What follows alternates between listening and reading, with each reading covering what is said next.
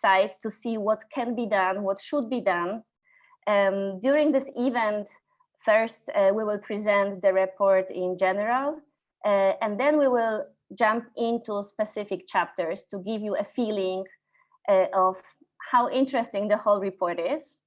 After the small presentations, we will have time for questions from you, people who are watching and listening to us. And then at the end, we will try to give some ideas of recommendations, what can be done in the topic. I have with us amazing guests. I would like to say just one sentence about each person. I could talk for 1 hour about each of you and your achievements, but just the feeling, who do we have in this room? First of all, maybe you can wave in the moment when I talk about you, that people know who is who. We have with us Miriam Putik. She is a head of the MENA programs at Ceasefire Center for Civilian Rights. It's an organization working to empower civilians in armed conflicts. Miriam was also working with us at MRG. She was running Iran and Iraq programs in the past. Thanks for being with us, Miriam. We have Sanjib Drong from Bangladesh. Sanjib, can you wave? Can everybody see who you are? Sanjib is the president of Indigenous Peoples Development Services in Bangladesh. He is an editor, columnist, and human rights activist. And as far as I know, he wrote 9 books on indigenous issues. The next panelist, Julian Kondur. Julian from Ukraine. He's a Roma activist and the project coordinator at International Roma Women's Fund, Chirikli.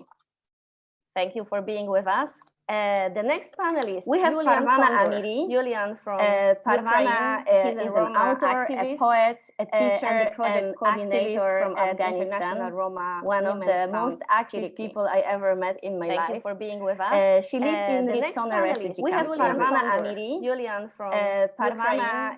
We have with us Sridhar Venkatapuram. Hello. He's an academic practitioner in global health and philosophy based in King's College London, and also a deputy director of the King's Global Health Institute. One of the chapters, this general bigger chapters, is written by Sridhar. Thank you very much for this. And last but not least, Hamimu Masudi. Hello to Kampala. He's a social justice campaigner, media professional, and commentator from Uganda, from Kampala. Thank you all for being with us. I will give now voice to my colleague, Carl, who is the head of policy and communication at MRG, to give you a better understanding. Why are we doing, since when, and what are we doing? Thank you so much, Anna. And my special thanks to all of the panelists today who are joining us from right around the world. All of you have contributed one or multiple pieces to this report and are really making it the comprehensive volume that we hope that it can be. So Anna asked me to reply why we're doing this report. MRG has been publishing annual reports for the last 10 or 15 years or so. And every year we try and sense what key theme embodies the main challenges facing minorities and indigenous peoples around the world. And I think normally we would consult. We would consult with colleagues, we would consult with community representatives, our partner organizations around the world, our board members, and draw up a short list and discuss and so on. But within weeks of the start of the pandemic, it was clear that this year's theme had to be on COVID-19. Now I'm going to switch over to sharing my screen, so just bear with me for just a second, like that, and there. And Anna, if I may just check if that's okay. Are you seeing my screen, Anna? We can see everything is fine. Great, super. And normally our annual reports are structured so that they start with broad thematic chapters. This report does that too. And Sridhar very kindly is contributing the keynote chapter to the volume. But then we usually go into regional chapters with a variety of case studies that offer snapshots of the theme for that year. But this year, we felt that given what COVID-19 is causing amongst minority and indigenous communities around the world, it was also interlocking that we couldn't really separate out region by region. So instead, we decided to gather the case studies under the headings of 10 different lessons to be learned by the pandemic. And now I'm going to just introduce you to a few of these key lessons, and others will come up in the course of the presentations of the panelists. So we start with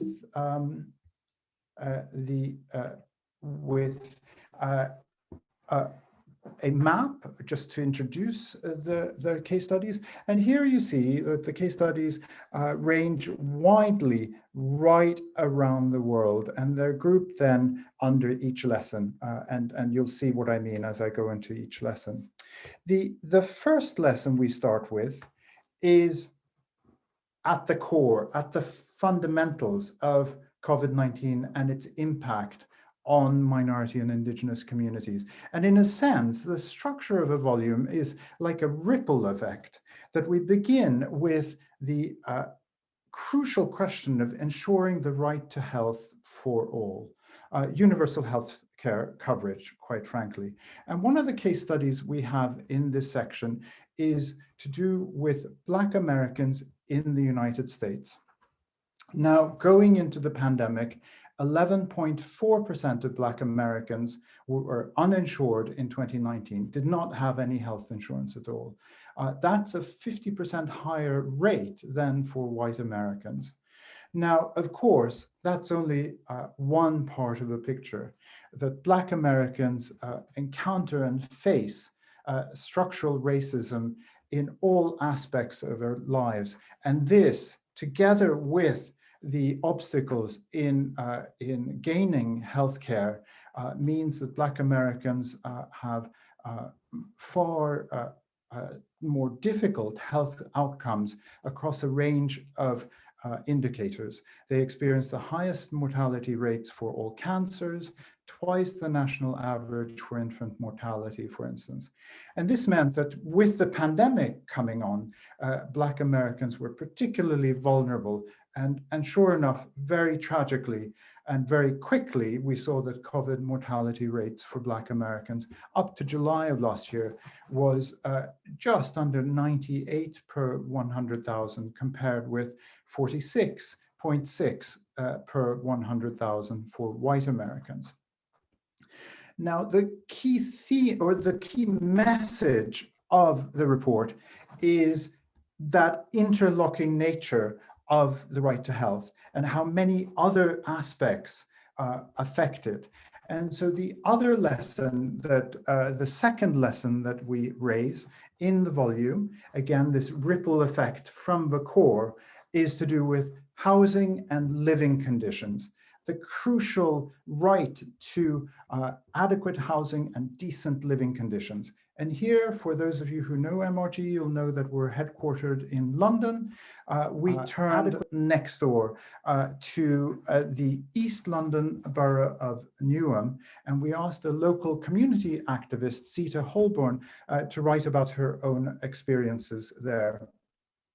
Newham is one of the most diverse boroughs of London, with 71% of its population comprising Black, Asian, and minority ethnic persons. At the same time, it's the second most deprived area of London, with poverty rates around 37%.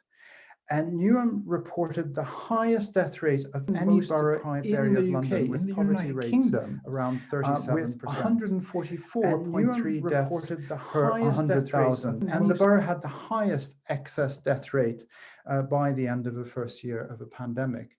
And Zita goes into the multiple causes of this.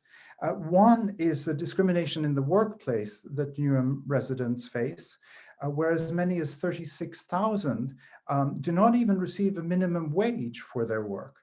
And this means that many work in frontline, very precarious circumstances, especially then exposed to the virus, but without the necessary protections.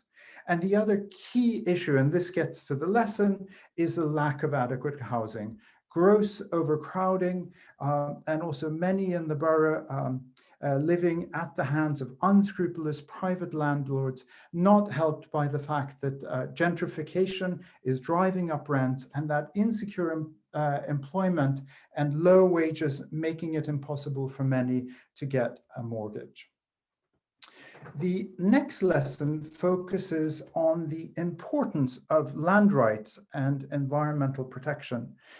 And one of the things that was so striking and dire about the pandemic was somehow, while the world's attention was focused on COVID-19, so much else bad stuff was going on, if I may say so. So in the Brazilian Amazon, for instance, the pandemic triggered a wave of somehow logging, an increase of 55% in the first 4 months of 2020, so much else the year before, making 2020 the worst year for logging. So in the Brazilian Amazon since 2008. And again, in that interconnectedness, this harm to the environment also had health implications. Loggers and miners were entering into communities, bringing the coronavirus with them, and Indigenous activists very quickly were sounding the alarm that what was actually taking place was genocide. And I fear that we're going to see the consequences of this more clearly in a few months or a year or two, when we can get reports from Indigenous communities more comprehensively. But it's that interlocking nature of virus harm and environmental harm that we wanted to raise awareness to with this lesson. The next lesson has to do with surveillance and policing, and how governments around the world used, for instance, contact tracing and other lockdown measures to tighten surveillance more generally. And here we have a case study from China about the plight of the Uyghur Muslim minority in Xinjiang province. And as China went into lockdown, we know now that hundreds of Uyghur detainees were bused from Xinjiang elsewhere into China to keep production going in factories, as majority Chinese went into lockdown to protect themselves. Most shockingly, 51 factories, at least, there may be more, were producing protective equipment in Xinjiang province. And we have confirmed reports of at least 17 using forced labor to produce protective equipment, several exporting to the United States and the EU. Another aspect of COVID-19 that we have to emphasize is the question of hate speech and misinformation, and the scapegoating of minorities and Indigenous peoples as somehow having, quote unquote, caused the coronavirus. And we were receiving reports from around the world, including Asians, Roma, Jews, Muslims, Indigenous peoples, for having been blamed for causing COVID, and hate speech and hate violence having increased. Now, in some cases, in fact, governments sadly were spurring this on. And this photo is taken from a burial place in Sri Lanka.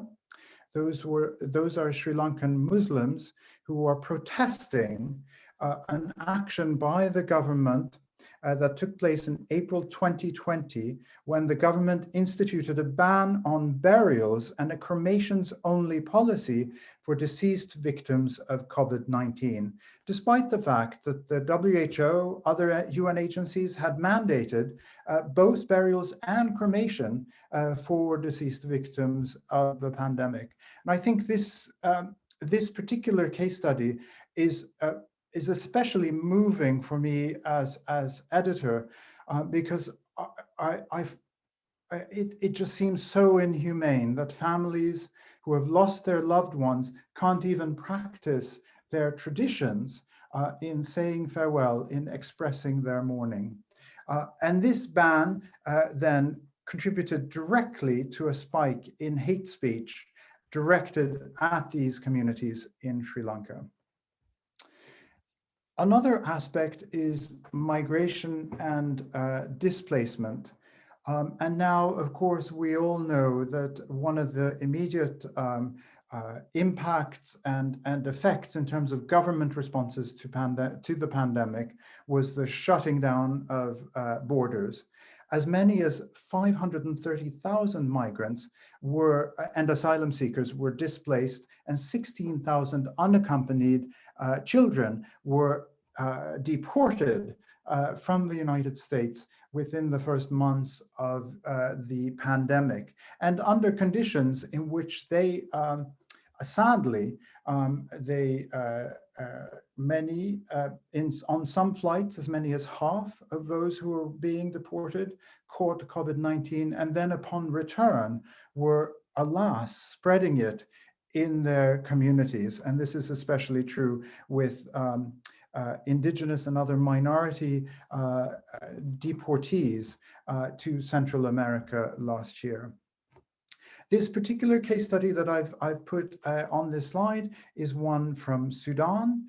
I think all of us are familiar with the conflict in Ethiopia and the very massive displacement that occurred there, with over 1 million displaced in the Tigray region during the fighting last autumn and this winter, with 63,000 Ethiopians crossing the border into Sudan. What is less well known is the very large-scale displacement that has been happening in Darfur. In the first 4 months of 2021, nearly 237,000 were displaced in Darfur, 4 times the figure for the whole of 2020. And this case study is written by an aid worker who is currently in Darfur herself. And she describes the many challenges they're facing with regard to medical attention for the displaced, while the medical system is trying to cope with the pandemic, also food supplies, and so on. Now, finally, the last lesson, in order to somehow try and tie up all of these themes into one, has to do with securing, protecting, and ensuring the identity and well-being of minorities and Indigenous peoples. And this photo is from a case study in Guatemala. I want to end on a positive note. The volume includes many examples of minority and Indigenous communities coming together, showing leadership in protecting their most vulnerable members, as well as those belonging to neighboring majority communities. And this is a case in point. So we know that femicide, the killing of women, is a huge issue right across Latin America and indeed the world. Especially targeting there in Latin America, Indigenous and minority women. And of course, this has been worsened drastically by lockdown measures. The case study, as I said, comes from Guatemala, where at least 140 women were murdered between March and June last year alone. Now, this is a photo taken by staff at Casa Abal in San Lucas, Toliman. And this is an organization that provides support services to largely Maya women survivors of domestic violence. But the staff last year, as the pandemic hit, found that their normal counseling and legal work was practically impossible to carry out. So instead, they started providing emergency food supplies to their clients and their families, both in order to address that immediate need, but also to provide support to the women in their households.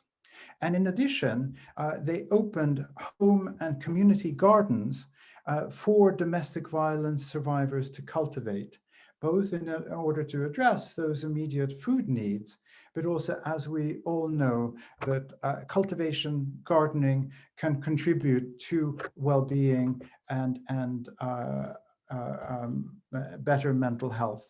So I want to end on this note to celebrate also the innovation, the resilience, the solidarity expressed by minority and indigenous communities around the world. And if you look at the volume, you will be finding a number of other examples of this as well. Thank you very much. Thank you, Carl. Thank you very much for this overview. For those who just joined us on Facebook or on Zoom, I just would like to remind you that we are on the launch event of Minority and Indigenous Trends, our most important report this year. If you would like to watch this webinar again, or if you would like to send it to friends, it will be available on our website after we finish. There is also important information for live transcription. For those who are with us on Zoom, you can click this little live transcript button on the right side. And for those who are watching us through Facebook, the link should be in the comment. It's easier to make notes. It's easier to share any of the quotes or any of the information you would like to share with people. And I still would like to remind you that we have a hashtag of our launch, that is Minority Trends 2021. And I would love to ask you if you are sharing anything about the report to use the hashtag. After having a bit of the overview of the whole report, I would like now to ask our speakers and authors to tell you more about their chapters. And let's start with Miriam from the Ceasefire Center for Civilian Rights. Miriam, the floor is yours. Thank you, Anna, and I'm really glad to be here and to see the launch of the report. I think if there's one thing the pandemic has done is that it's shone a very bright light on existing structural inequalities in our societies and made life even more difficult for the most vulnerable. And I think the report does a really good job of showing exactly how that has played out in so many different places and communities around the world. So what I will do in the minutes that I have is give just a very brief overview of the ways the COVID-19 pandemic has had an impact in conflict situations in particular. And this is all set out in more detail in a chapter called Weaponizing the Pandemic, which is part of the conflict section of the Key Trends report. So I think many of us who work in the humanitarian or human rights sectors will remember the early days after the pandemic was first declared in March 2020, and the immediate fears that many people had about what would happen when the virus started to spread in fragile or conflict-affected states in the global South. There were fears that COVID-19 would have an absolutely catastrophic impact on civilians who were already suffering from the ravages of war. And this is in recognition of the reality that many of these states have extremely compromised public health infrastructures. The erosion of humanitarian norms in many recent and ongoing conflicts has led to repeated attacks on healthcare facilities and on personnel over the years, leaving them quite incapacitated to deal with a public health emergency on the scale of a pandemic. So just to give a few stark examples, in Syria, according to Physicians for Human Rights, there have been at least 599 attacks on hospitals and other healthcare facilities since the beginning of the conflict in 2011, mostly carried out by government or pro-government forces. In Yemen, meanwhile, barely half of all hospitals and clinics are operational, and about a fifth of the country's districts do not have a single doctor.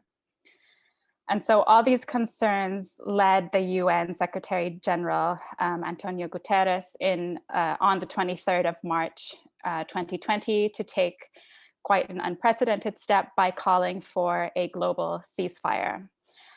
So he called on armed actors around the globe to immediately pause hostilities in order to open opportunities for the passage of aid and enable humanitarian actors to mount a coordinated response to the virus. And in his words, it was time to put armed conflict on lockdown and focus together on the true fight of our lives. So these were very compelling words, but if we look at how conflict parties have responded to this call, now that it's more than a year has passed, I think the general conclusion that we can draw is that when it comes to war, unfortunately, business continued as usual. So although armed actors in a few conflict situations announced limited ceasefire agreements in response to the UN call, these did not lead to any significant decrease in levels of fighting at the global level. And in some cases, hostilities actually intensified despite the presence of ceasefires, as was seen in escalations of violence in Yemen, Libya, and other places. So what impact has this had on civilians, and especially the most vulnerable? On the one hand, it is actually quite difficult to isolate the consequences of COVID-19 in conflict situations where there are already high mortality rates, either from the conflict itself or through its consequences, including the spread of preventable illnesses, poverty, food insecurity, and other factors. The available health data shows that COVID-19 case counts and death rates are actually lower in conflict-affected states compared to wealthier countries in Europe and North America. But these figures are almost certainly underestimated due to the lack of testing capacity and sometimes deliberate underreporting of infection levels. But satellite imagery of burial sites and anecdotal evidence from gravediggers in a number of places have suggested abnormally high death rates compared to pre-pandemic levels. But for civilians, the most damaging effects of the pandemic might actually be in the social and economic devastation it has caused rather than the consequences of infection itself. So the global recession caused by the pandemic has restricted earning opportunities and disrupted the flow of commodities, driving food prices up and exacerbating poverty. Yemen, which was already on the brink of famine due to the Saudi-imposed blockade of its borders, has seen a 20% fall in remittances from abroad, which is an important source of income for many Yemenis. And the UN predicts that the number of people facing food insecurity will have doubled to 270 million in 8 countries by the end of this year. Another related consequence of the pandemic has been a significant drop in global humanitarian aid flows. Many conflict states, of course, are highly reliant on international aid. And yet, in the context of the pandemic, donor countries have redirected their budgets to their domestic COVID-19 responses, reducing the amounts they spend on international aid. So in March of this year, the UK government slashed its yearly aid to Yemen nearly in half, so down from 164 million last year to 87 million this year, pounds, citing financial difficulties caused by the pandemic. When it comes to minorities and Indigenous peoples in particular, I think it goes without saying that groups which are already disadvantaged by historical, structural, political, social marginalization are rendered more vulnerable in the event of a major crisis like a pandemic. And this is even more the case, of course, when minority identity intersects with other vectors of vulnerability, such as gender, class, or displacement status. So in Iraq's northern Kurdistan region, nearly 40% of registered internally displaced persons are Yazidis, Christians, and members of other minorities who cannot return to their areas due to the destruction and ongoing insecurity caused by the conflict with ISIS. Many of them years later are still living in overcrowded camps with poor sanitation and limited access to healthcare. Yemen's Muhammadin minority is another good example. This is a group already suffering from historical caste-based discrimination and poverty, and which in the context of the pandemic has faced difficulties accessing food distribution and humanitarian aid since they fall outside of the tribal structures through which those distributions are organized. To give one last example, and I'm wrapping up, I promise. Also in Yemen, the Houthi armed group has repeatedly since the beginning of the pandemic scapegoated African migrants as being the carriers of the virus. And in one particularly violent incident, carried out an attack on a migrant settlement, destroying hundreds of tents and houses and driving thousands of people over the Saudi border, all on the pretext of fighting COVID-19. And so that brings me to just the last point I want to make, which is that one of the most disappointing trends that has emerged since the call for a global ceasefire is that not only have conflict parties failed to protect populations under their control from the devastation of the pandemic, but they have actually deliberately weaponized the pandemic for political gain.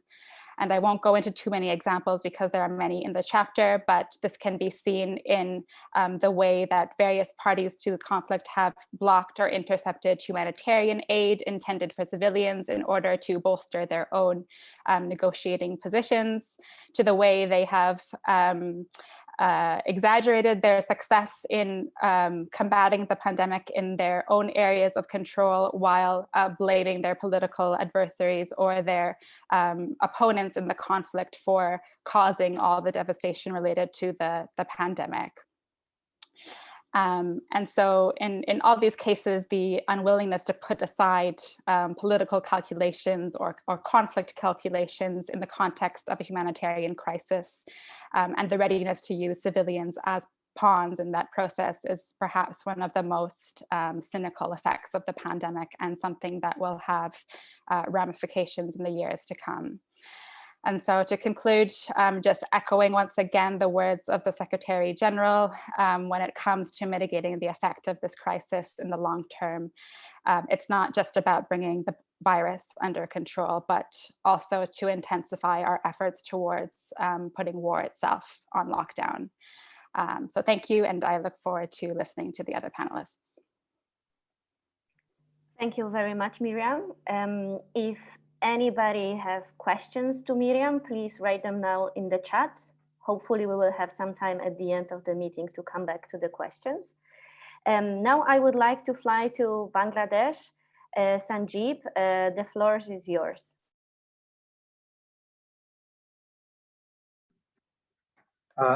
Thank you very much, Anne.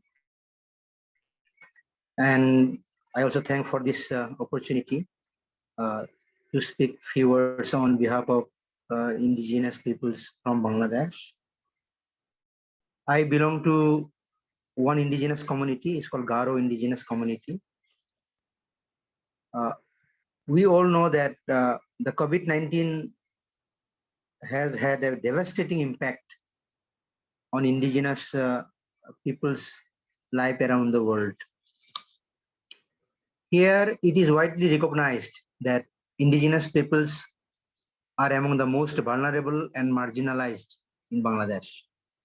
Historically, the country's indigenous population has faced systematic discrimination, injustices, and gross human rights violations, from destructions of forests and land grabbing to forced assimilation and educational exclusion. Decades of state-sponsored population transfers have also led to indigenous peoples becoming minorities in their own territories. Some indigenous communities even face the terrible threat of extinction. The government's International Mother Language Institution conducted an ethno-linguistic survey and published a report in 2019.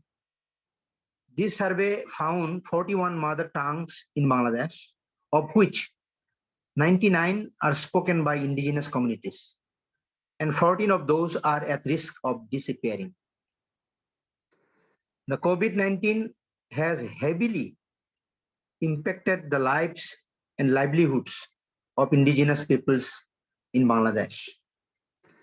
An indigenous NGO, Indigenous Peoples Development Services, IPDS, conducted a survey in June 2020 among indigenous peoples in the plain lands. The results showed that some 92% of community members had experienced a sharp loss of income due to the pandemic. As a result, the number of plainland indigenous people living in extreme poverty had increased by 62% since the beginning of the crisis. There are some, if I say about the national level, the situation of indigenous peoples, there are some good trends and positive trends. Some government documents or policies have recognized indigenous people's issues. And our government plan and other documents have recognized indigenous people's issues. But political exclusion and the lack of participation in the decision-making process is the major challenge for indigenous peoples in Bangladesh. Government recognized that there are 50 indigenous communities, indigenous groups in Bangladesh. And we, the indigenous peoples, claim that indigenous population is over 3 million in Bangladesh.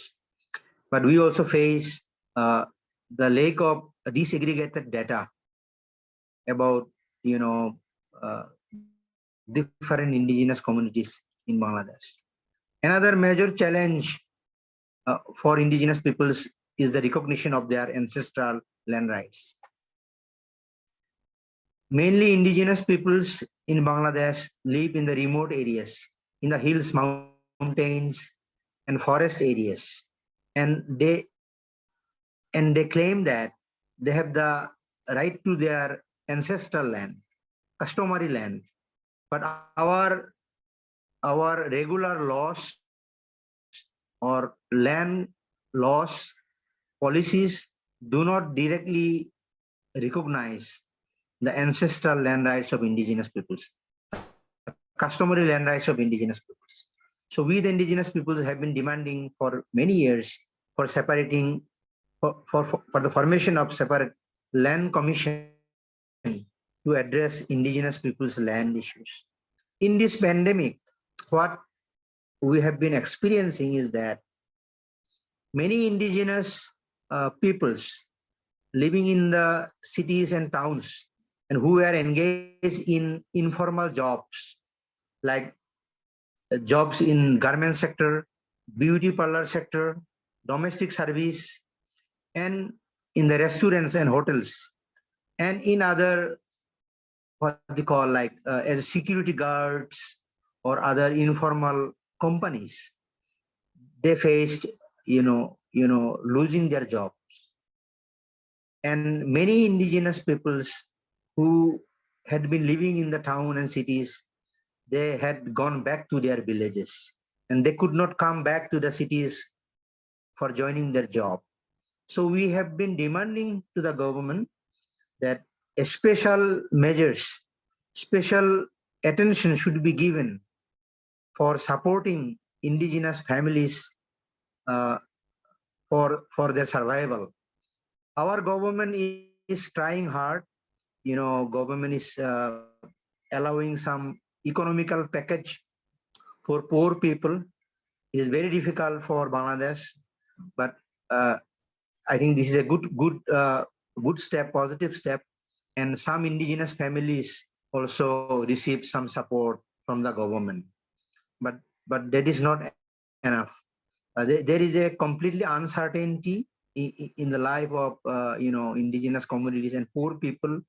And now we have been facing, I think, second wave or third wave of the COVID-19, and from tomorrow there will be a strict lockdown countrywide, and indigenous peoples, poor people will face, I think, serious lack of food and other services.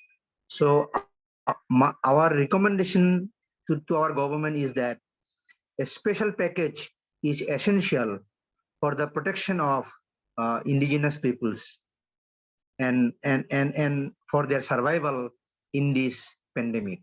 Thank you. Thank you very much, Sanjeev. Once again, if there are any questions in your minds coming up after presentations, please remember about them, write them down in the chat. Julian, I would like to give floor to you and situation with Ukrainian Roma.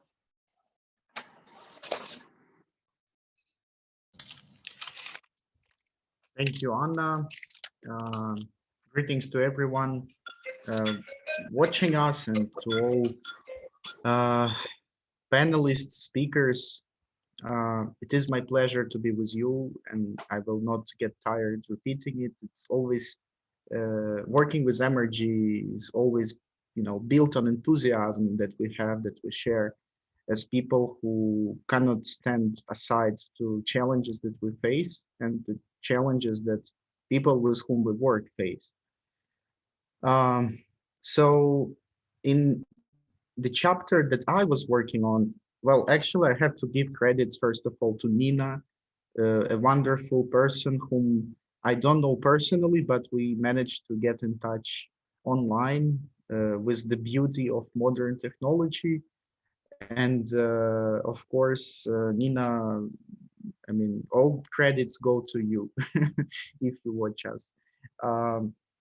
So basically the chapter where my name is put is built pretty much on the survey that we conducted together with MRG and together with the team of Roma mediators, people who work in the communities across Ukraine. And the survey actually showed in the very early phases of the lockdown what the situation is. And later on, we conducted another survey, going a bit more in depth to understand the situation. And the key message here is that luckily, in terms of health, the impact of COVID wasn't, we couldn't say that it was distinct from the overall situation. But in terms of social effects and their consequences, of course, marginalized communities such as Roma suffered more, and the consequences can be felt nowadays as well. It resulted in the loss of jobs and job opportunities. Many Roma in Ukraine work on very simple, like low-skilled jobs or jobs that don't require higher education. The most common example would be probably selling goods on the market. And as you may imagine, like the markets were closed and people didn't have skills to do it online. Therefore, they really suffered economically from these restrictions. So actually, like our chapter is more focusing on education, and I should stress that indeed education remains the area where the situation probably is the most challenging. And thinking about the outcomes and consequences that COVID and restrictions gave,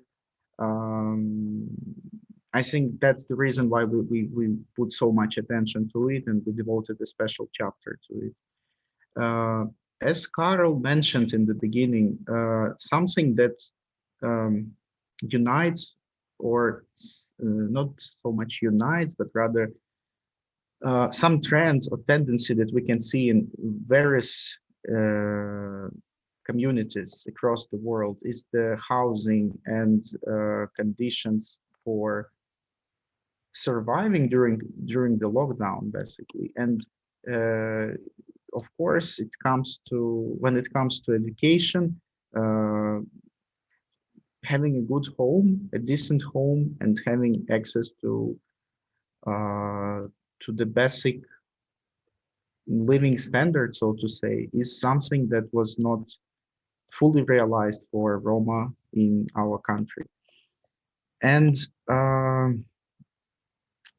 speaking about education, I should also give credits to all initiatives that are mentioned in the chapter who were implemented by local NGOs, by small organizations or big organizations, and they focused on alternative schooling, like informal education for children. They were in different regions and were conducted by people who promptly organized themselves, found resources, and delivered these initiatives. They were different.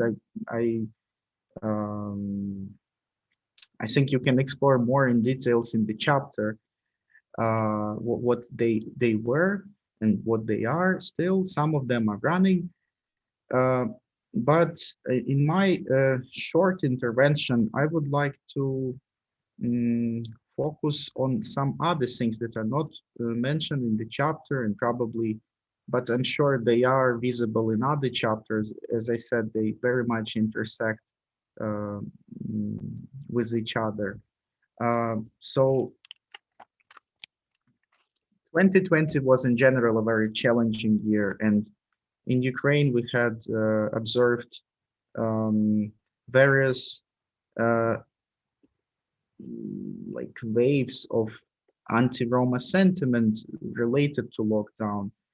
Some of the most prominent examples were like cases of hate speech by public officials and some sort of intimidation to Roma who lived in informal settlements. And there is a tendency in Ukraine for some Roma to migrate across the country. And they do it not because of good life or simply because of traditions that we, as a nomadic people, we used to move a lot. But first of all, this happens because of economic reasons. People look for jobs and for, you know, to have something to bring food at the table. And definitely there is no, at the moment, there is no understanding to this situation, despite the, among the officials, despite the long story, you know, of this phenomena. And unfortunately, there is also no solution that we can, you know, push for and see how it's progressing. So those incidents concerned mayors of cities in the Western Ukraine who really resorted to quite brutal language, insulting Roma and claiming that they spread the virus more and they should get rid of them. And you know, like legally speaking, there were initiated proceedings, police opened investigations, and however, no responsibility was in the end. But that's the issue of the legal system that we have. Not the legal system, but the justice system. But the other thing is what I could trace is that people who use hate speech, especially during lockdown, there is a spark of hate speech in internet and local media. People make themselves famous. It might sound strange, but like when a mayor of a small city resorts to hate speech against Roma, the next day he gets really popular, and then um, like an apology from his side doesn't really solve the issue, like, but visibility that they get is something that is really concerns us a lot, and we understand it's not the right way to bring attention to your personality. um, Few points that I wanted to say about the tackling of this situation, of the negative consequences that we experience now, both social and economic dimension, and hate speech that few examples that I just described.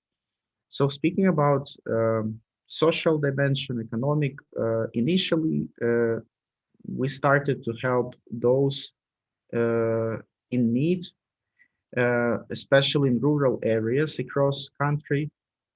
We started to help them with humanitarian aid.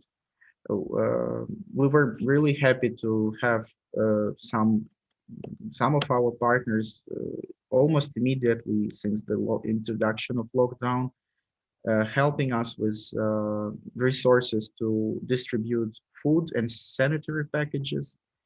But of course, it wasn't enough, as the state authorities didn't also provide adequate response.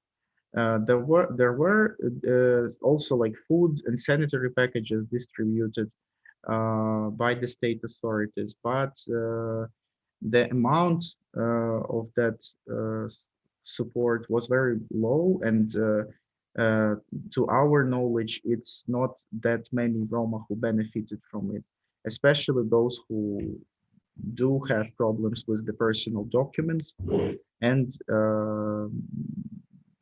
civil registration. So the next step, how we reacted to the situation, we clearly understood that people need to find means to survive, and we decided to support people in their professional growth, in their so that they acquire certain skills to find a new job, or maybe if they lost their business and they cannot, like as I said, for example, sell goods on the market, we help them to reorient to online sphere. And now we're running some special courses, educational courses, and we provide also financial support to those who have strong ideas and want to, try themselves in the area of entrepreneurship. So these examples, like these two examples that I said, basically these practices, they are present in the state system, in the state services. But what we can say is that they are really far from the marginalized communities, and Roma, without the support of someone who knows this possibilities, about these opportunities, it's really hard to reach to this help. And therefore, we continue to develop, to train people in the regions. We continue to work even remotely in a mixed format with the new people, with someone who's passionate about helping their communities. And to say that the state didn't pay attention at all would be wrong. There was a lot of reaction actually to the situation of Roma. We also conducted joint research with the ombudsperson's office in Ukraine to understand better the situation. And we pushed for the new, now we're in the stage when the new policy on Roma in Ukraine is being developed. And I hope that there will be provisions addressing the consequences of COVID as well. This was also one of the recommendations in our research that we conducted. Yeah, I think these were the key messages from my side, and I think later on we can have a discussion. I would be glad to reply to your questions. Thank you, Julian. Thank you very much. Now I would like to give space to Parvana Amiri from the Ritsona refugee camp in Greece. Very amazing activist. Parvana, please tell us, how was the situation in the camp and how did you manage to motivate all the youth to take action? Hello to all participants and audiences of this event. I am really honored to have this chance and opportunity to speak about the chapter that I was really excited to start writing about. I found out that what's really important to give information and spread this information in a wider capacity to other people. And today I would like to speak about the role of youth and education in responding to the pandemic in Ritsona refugee camp. First of all, Ritsona is one of the biggest constructor, refugee camps in the mainland that has 3,000 refugees that are transferred from the islands to the mainland after getting assessed as vulnerable families, and mainly they are from 5 communities that they live in the camp that are Kurdish people, Syrian people, Afghans, and also some people from Somalia and African people. That in March 2020, when for the first time the news about the pandemic was started and the information was getting separated about the pandemic and about the ways to protect, generally in the media to protect themselves. The same thing, everybody was afraid this news to be broken down to the camps in the refugee camps, especially in the island and in the mainland, because many of people, for instance, in Moria, that the camp was constructed to give a space and to accommodate 3,000 people, but during the pandemic, 9,000 people were leaving, and many of them were not. They didn't have the containers, but many of them were living under tents. And the same thing in Ritsona, that around 9 or 8 people were living together in prefabricated houses or containers. All the inhabitants of the camp, we were all afraid of the condition and all the things that may happen after having the positive cases of COVID in the camp. But unfortunately, in the middle of May 2020, middle of March 2020, 23 number of positive cases was declared that there are positive inside of the camp. Everybody was worried about the condition, but nobody knew that what's going to happen. And there wasn't, a general, slogan in the town and from the state to stay at home. But it was almost impossible for the people that they were living in the camp to stay at home, because the home was not safe for us. As we were living together, many people, and the children were almost 24 hours outside playing without, having information to wash their hands and having their masks. And having all these hygienic staffs was almost, it was not possible to have access to this, to basic hygienic staffs. At the same time, when the number of positive cases was declared from the state and from the medical department, people were worried. because the people that they were infected by the virus, they were not isolated and they were roaming free around people. And most of the people, they were trying to know the ways that they can protect themselves. And mainly, a wave of, racist thoughts was getting appeared among the people, because they were thinking that the specific community of the inhabitants that they at COVID, they should keep their distance from them, not the rest of the people, because the information was not given to the people, and they didn't know that how they can protect themselves and their family.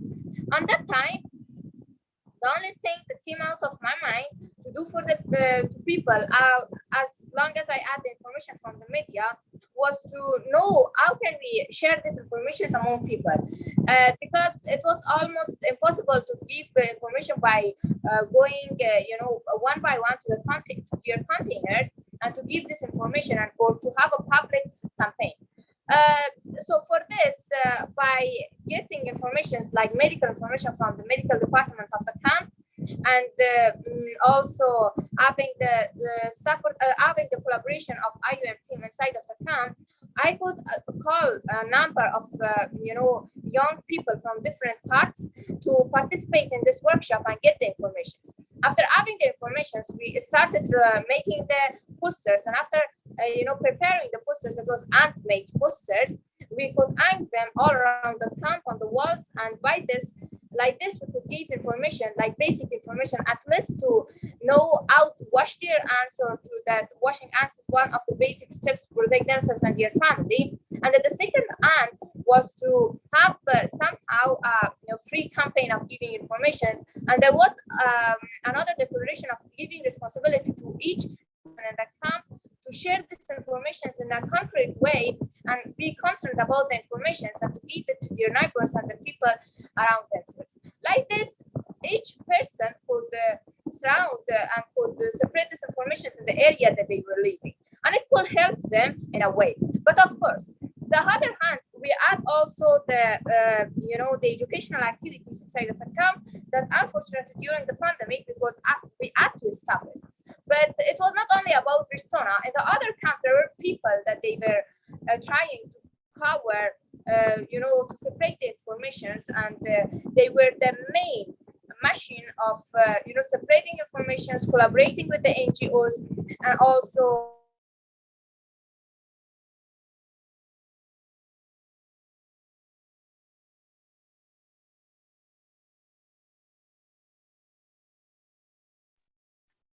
I'm afraid we are having some technical issue. Am I the only one thinking so?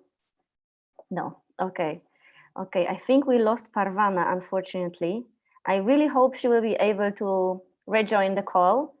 While waiting for her to rejoin, I would like to give floor to Sridhar. Are you with us? Hi. Can you hear me okay? Very well.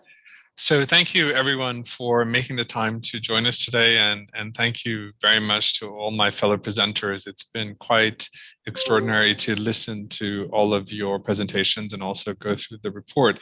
So I am going to take 5 minutes, and I'm going to speak very quickly, but hopefully you can still understand. I will try to make sure that I understand. So do you want to keep talking? Yeah. Shall I keep talking, or do you want me to stop? I mean, if it is possible, because my battery was very hot and I had to switch it off. That's why that was a problem. If I can continue. Parvana, 1 second. Then let's let Sridhar go on, and then we come back to you. Okay? Thank you. Okay. Sure. Okay. Thank you. Sorry about that. So I will just make some very big headline points. So the chapter that I contributed and was asked to write was about how we understand the right to health of minorities and indigenous groups around the world in the light of the COVID pandemic, and how we can transform what we are experiencing and learning into better and more justice as a result. So I'm just going to give you the big kind of headline arguments that we tried to establish. The first is that Indigenous groups and minorities and other socially disadvantaged groups within any population have consistently always been more vulnerable to poor health normally. And this is because they are more likely to be exposed to the harmful factors that cause disease and illness in individuals. They are less likely to have access to the prevention services that should be available to everyone else. They are more likely to be discriminated against in the healthcare provision, even when it's supposed to be universal for everybody. And I will put aside the question about whether every society actually provides all that access to everybody. And then even when they get access to healthcare, the experience of actually having the healthcare is often of not as good value. And I think many people who are Indigenous communities have a very strong experience about how healthcare does not necessarily be respectful in the way that they want to be treated. And then we see that outcomes from healthcare is not necessarily equitable or equal or as good as they could be. And the consequences of poor health often have multiple non-health consequences. So for example, if your family sort of sole income provider is sick, then that has knock-on consequences, not only for health, but for the economic and social and future well-being of members of the family as well. So before this pandemic started in early 2020, minorities and Indigenous communities were already experiencing disadvantage when it comes to health and disease. And we can see that across the multiple dimensions of that. What happened with this pandemic is that early on, some Indigenous communities and minority groups rallied very quickly because for them, pandemics and epidemics historically have been very troubling events. And this goes back generations and historical memory, where pandemics and epidemics were either consciously created within their communities in order to destroy their communities, or they came with colonizers, oppressors, various kinds of groups that tried to dominate them. And so epidemics, in a way, have very powerful and troubling historical memory in communities.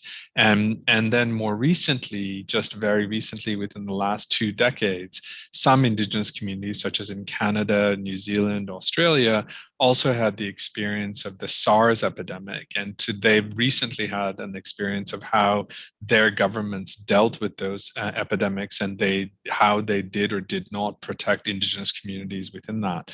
So when this pandemic was announced early in 2020, some Indigenous communities began to react immediately and try to rally around it because they already knew that Indigenous communities and minority groups are already disadvantaged when it comes to illness and disease and health. And then this pandemic would then, in fact, be an overlay and exacerbate those inequalities. But so what did happen when the pandemic started to take hold? What we know is that the data about the impact on the pandemic on minority groups and Indigenous communities is very patchy. The reason that we know what is happening in minority communities in a way is very ironic, which is that the pandemic first spread to rich countries. So you went from first, it began with the richest countries, and then it has sort of slowly and quite, rapidly within countries spread to poorer countries, or what we call LMICs, and then within that to different kinds of groups. And it is because we saw the impact of how the pandemic affected the socially disadvantaged minority groups and Indigenous groups in the rich countries that we have some understanding of the disproportionate impact that the pandemic has on minority groups and Indigenous communities. And what we know as we started this launch event is that minorities and Indigenous groups and other socially disadvantaged communities were disproportionately affected. And what I mean by that is that essentially they were dying more. If this pandemic should have been preventable is the first place, and that's a different question. But once it was set loose, what we see is that, instead of being a random distribution, what we find is a much more concentrated distribution of both cases and disease death among minorities and social disadvantaged groups. As we see the spread of the pandemic around the world to all countries, what we are losing is any understanding of how it's affecting minority groups and indigenous populations within those countries, particularly LMICs. This is partly because health data is poor in those countries, and particularly health data about minority groups and indigenous populations in those countries is often the last concern. If the general system of data is not good, then the concern for minorities within that system is not going to be very high on the priorities. But nevertheless, what we have is that based on the experience of what's happening in rich countries, but also some people working to estimate what's happening in LMICs, but also reports from indigenous groups and other researchers, we have some sense that it is also affecting those communities as well. But I just want to emphasize just at this launch event and because of this group that, that when we see the reporting that's coming from the media, when we see it from national reports, unlike in rich countries, we had such an emphasis about the disproportionate impact on minority groups. When we see the reports from LMICs, we just see a general picture about the population in general, and not at all anything about the inequalities within the population and which groups are being sort of supported. So that, I think, shows what sort of kind of bias or filter that we have at an international and particularly in rich countries towards the way we think about diversity and inequality within LMICs. So the other thing that the reason that I'm saying that is one of the issues here is the lack of disaggregated data among LMICs and in the world as well. And even in rich countries, we know that it's very political. So we'll see, like even in the United States, most records about cases and about deaths do not show the race or ethnicity of the individual. And it actually is a really important piece of data, but purposefully or not, people who are filling out these records are not providing that information. And this is also true in the UK as well. So one of the things is that in order for us to be able to show the impact, we need to first have the data, and there is actually not a lot of data. The second thing that is important about this chapter and this report is that we have, for the last 2 decades or more, or 3 decades or more, have been concerned about sharing the benefits of progress with indigenous groups and minorities. I know that some of you on the panel today and in the report have long been working with refugees and people who are experiencing severe violence. And I think that's an important part of this story. But in general, what we've seen over the last 2, 3, 4 decades is this idea of growth as being happening and good, and everything's sort of going really well. And we can see this countries about growth in GDP. Our arguments have been that there should be greater equity in this sharing of social progress.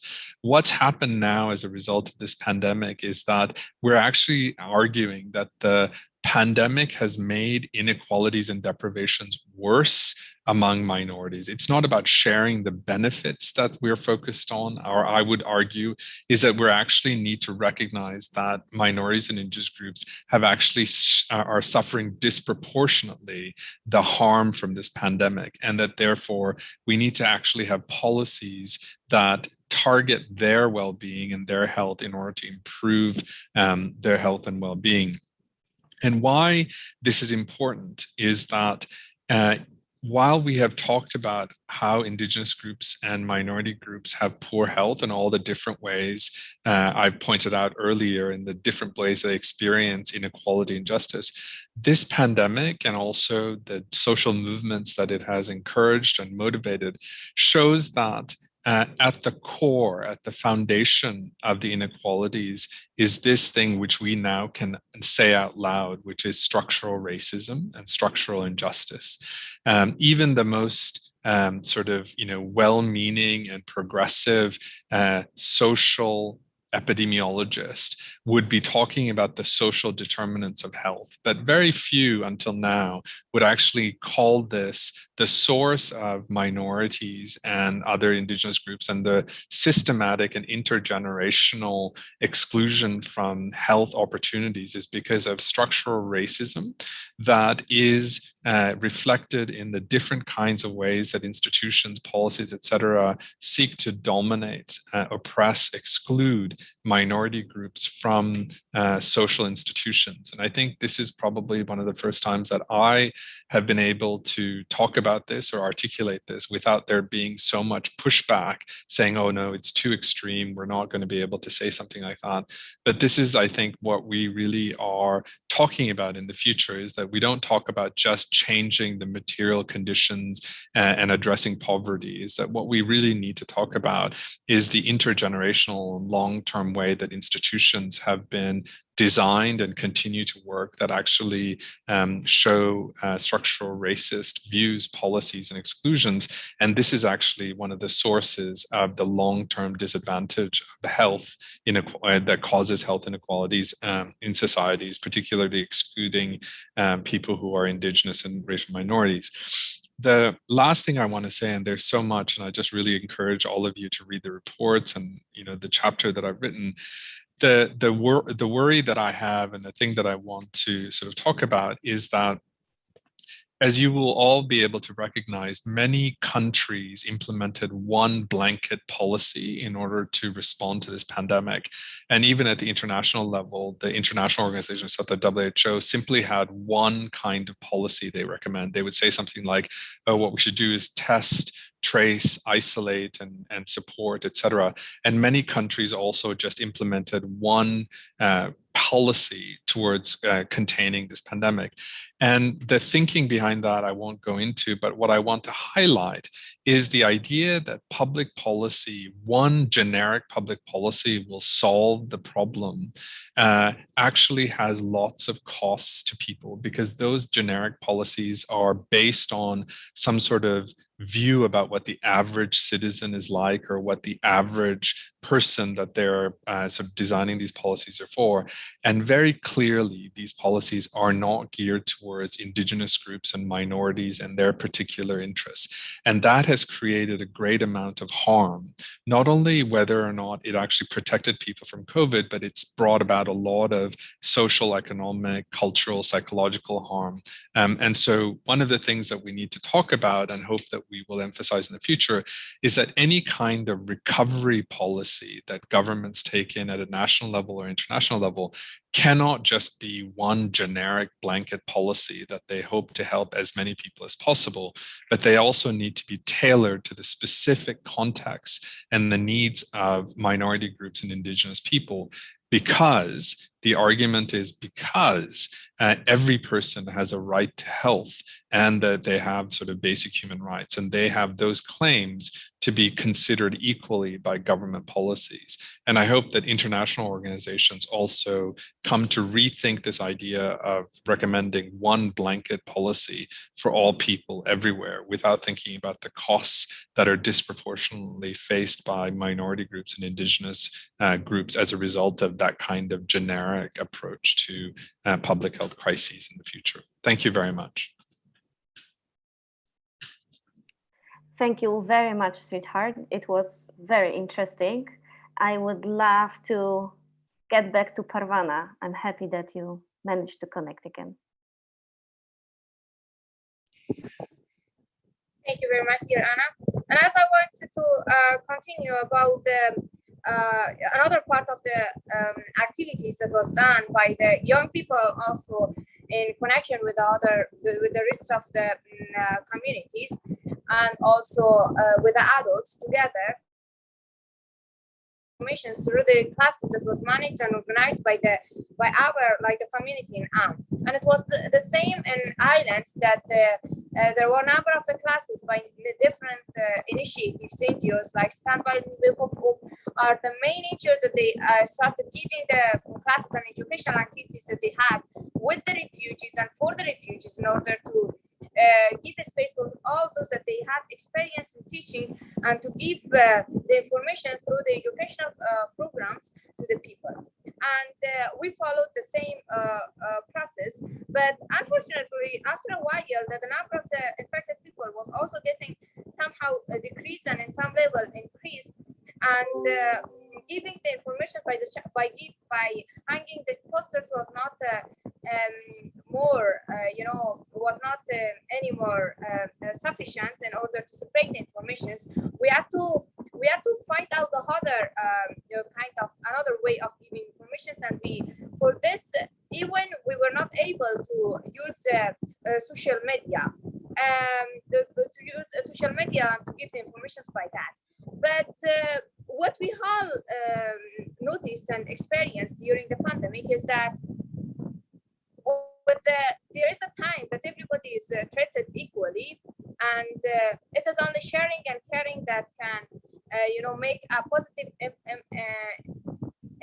impact on the condition that everybody is infected.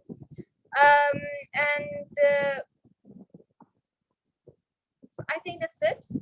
Thank you so much for this opportunity, and I would like to give the stage to dear Anna if you want to continue with another speaker. Thank you so much. Thank you, Parvana, and thank you for doing what you are doing out there. Last but not least, Hamimu Masudi, we go to Uganda. Hamimu wrote more than one chapter for us. Please, the floor is yours. All right, thanks everyone, my panelists, for all your good reports. Very interesting. Like Anna says, I wrote about 3 cases from across Africa. One was from South Africa, one from Ghana, and the other from Rwanda and Uganda.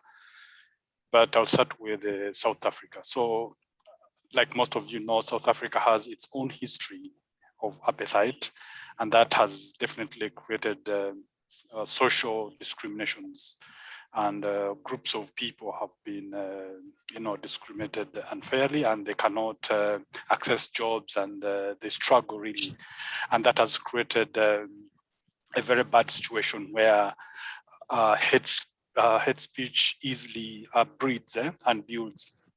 So South Africa, which is different from most of the countries in Africa in terms of its economic performance, attracts many migrants from across Africa. Refugees, some are running away from wars, others probably just look for better opportunities. They sometimes end up in South Africa, and this creates a very tricky situation because you have communities of South Africans who have been struggling for very many years. They had been disenfranchised by apartheid, and they can't find jobs. So that creates tension, and it's from that tension that now hate is built. That hate has been there since 2008, and there have been lots of episodes that have been coming up here and there and disappearing. But these episodes, this hate has always thrived on situations like COVID, like pandemic. So when pandemic hit South Africa, it was yet another opportunity for hate speech to come up. And that hit most of the South Africans, or rather the migrants hardest. I'll not go into the nitty-gritty, but I'll just highlight 1 or 2, 3 messages, things that came out. One is that there are rises in groups, far-right groups that wanted to take advantage of this situation. One of those groups is Put South Africa First.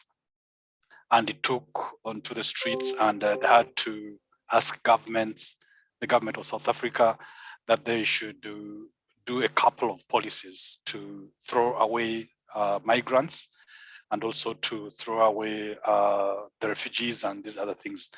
But also on the part of government, also the public policy was also questionable in terms of inclusiveness. So it did not take care of the needs of migrants and also of the refugees. For example, the offices that were receiving refugees and migrants were closed abruptly without taking into consideration the needs of these South Africans, rather the migrants. And this was not good for migrants. Then also we had careless statements coming from public officials.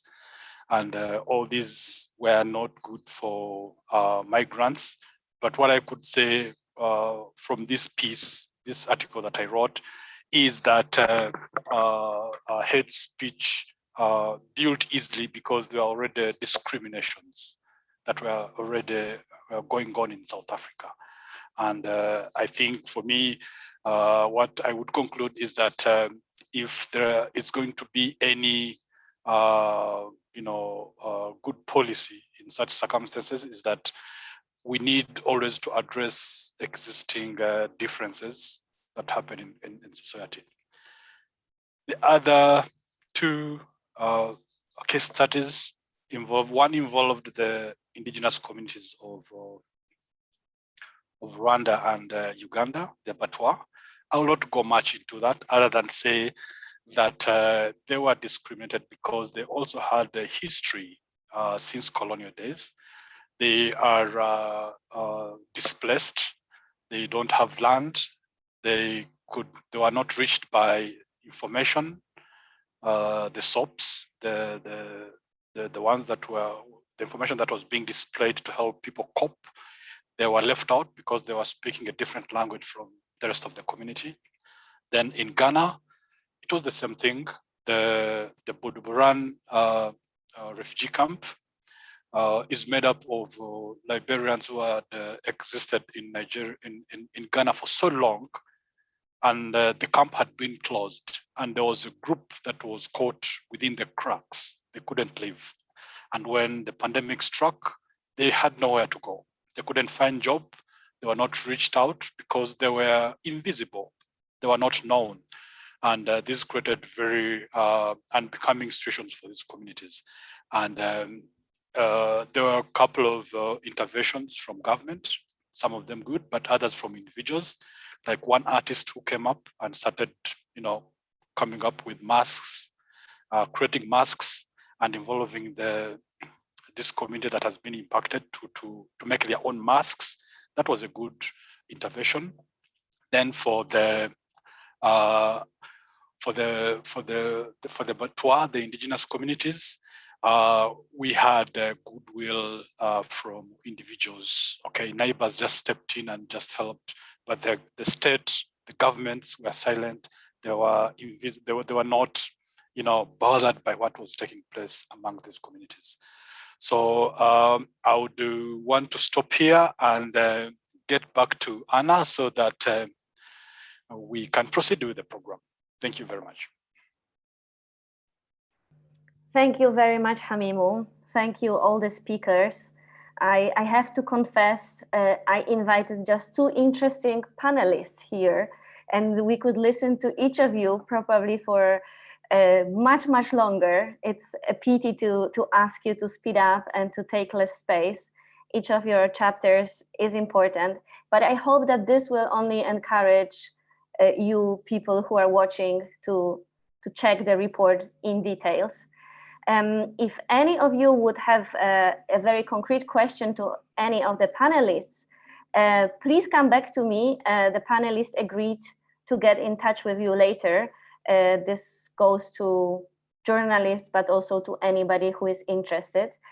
I just want to touch still one more thing, since we are talking about all this negative influence that COVID had on our field of work. I was wondering if any of you would come up with any positive example. When I was listening to Parvana right now, I really felt this power of the community actions. When we were listening to Sanjeev in Bangladesh, it wouldn't be possible for him to be on the launch of our event if it wouldn't be online. So I also see this kind of things. I was wondering if any of you would like to share something with the public. Don't be shy. I know it's not easy to unmute in this moment. Parvana, maybe? Thank you very much again, dear Anna. I think during the pandemic, what really was highlighted in my life and also in many refugees' life, that we noticed, and it was really highlighted that the changes happened because of the solidarity that was among people, the communities inside and the people from outside. And it also, like for me, it also connected me with many different people. And it was really surprising for me that many people from all, around the world, they were showing their, interest, and they were interested to know more about the condition and all the things that was happening in the refugee camps. And I think many of the people that I know them now and in contact in order to have new programs and plans, it was only because of the pandemic. And I think it also gave us a very great lesson that sometimes it is like if maybe we say that we are not able to stay at home for a long time, but you can understand the rest of the people, or many of the people, that they are in the same place without having any move, without being able to even leave the place that they live for longer time and without a specific reason. And I think the minority groups, especially the refugees, is one of them, that they have to live for a specific, not a specific time, but for a long time in the camps, in the ghettos, in the, in the squats for a long time, and without having the right to move further, and because of the fact that they are refugee and have to wait for this process to be finished, that for most of them it lasts for 4 or 5 years. Thank you, Parvana. Does anybody else would like to answer this question?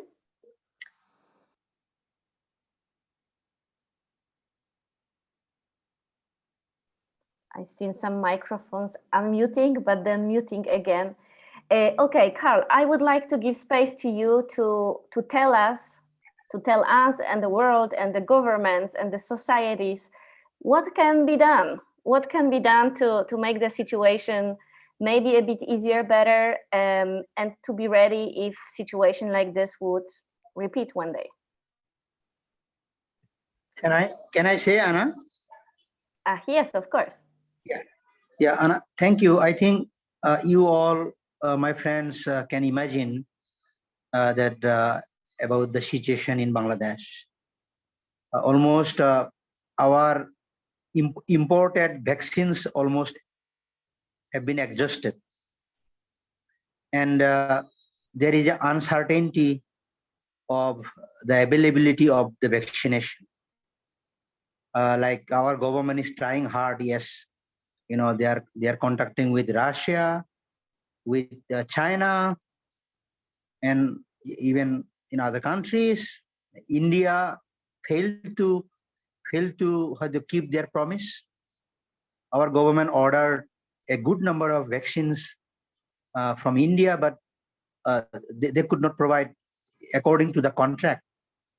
So you can also imagine the population size, like 170 million people in Bangladesh. I don't know what is the percentage of vaccinations who already got the vaccines. So my urge or my points to the governments is this, that the ensuring of the vaccination should be the first priority, and this should be also available for the poor people, like marginalized, poor, and indigenous people living in the remote areas who do not have basic health facilities. So, and also I also make this point that during the pandemic, the poor people are facing serious lack of food and other facilities for their survival. So these kind of fundamental necessities should be met. Thank you. Thank you. Exactly like Sridhar wrote in his chapter, that no one is safe until everybody is safe. Carl, tell us what are the recommendations coming out of our report? Thank you very much, Anna, and thank you all of you, the panelists, for sharing with us today. It's been so fantastic listening to all of you. I think essentially, to begin with, to look through the lessons we suggest. Those lessons in principle are also recommendations, and to understand this interlocking nature of all of these lessons and the ripple effect that both the pandemic itself, but also government responses have had on minorities and Indigenous peoples. Then we get down to the fundamentals of minority and Indigenous rights. One is, exactly as Sridhar has said, the need to address the fundamental role of structural racism that we have seen in the pandemic and more widely in society. Two is to involve minority and Indigenous communities and other marginalized communities, including vulnerable groups within those communities, in the design of responses. Basically, the minority and Indigenous right to meaningful participation. And this includes also in those government responses that might not be so immediately obvious in their connection to minority and Indigenous situations. For instance, the impact of shutting down of workplaces, of closing of borders, and so on. And then finally, to provide support and not stand in the way of local community initiatives. Because we have seen then in multiple case studies, we've seen and heard Parwana herself describe this fantastic resilience, this fantastically strong response from amongst minority, Indigenous, refugee and migrant communities right around the world. So basically drawing on the lessons as a whole, studying the report, looking at the lessons as a whole, but then returning back to these fundamental norms of minority and Indigenous rights. Thank you very much. Please go to our report and go again through all the recommendations, through all the examples. I wouldn't like to leave you with this sad, difficult feeling that there is nothing that can be done in all the topic we are working for.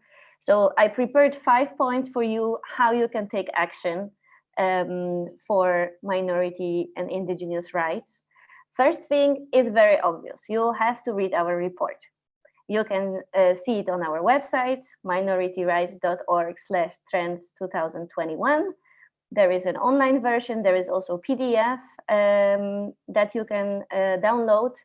If any of you is interested, we are very happy to send you also the paper version while it's printed.